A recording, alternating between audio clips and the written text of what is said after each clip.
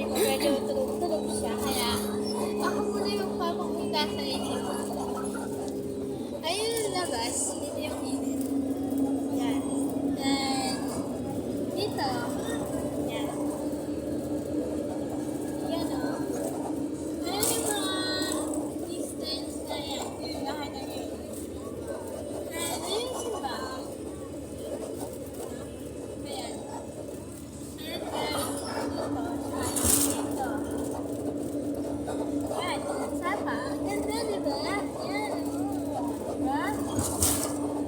Then guys, for today's ngayon, ako'y magkukwento sa inyo ng nakakatawa experience ko dati sa bus. Nagtaalala ko. Nagtaalala ko yung Manila. Yung Manila. By the way guys, kung may sinasabi kayo, yan.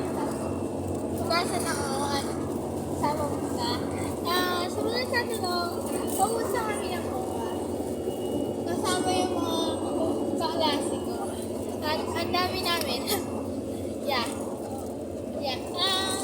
Then guys, meron kami dito. Meron akong kasama. Then yung mami ko kasama ko. Then yung mga iba na gusto sumama sa Goa. Nakita ko na yun. And hindi ko pwede yung kabisado ko na yung itsura yun.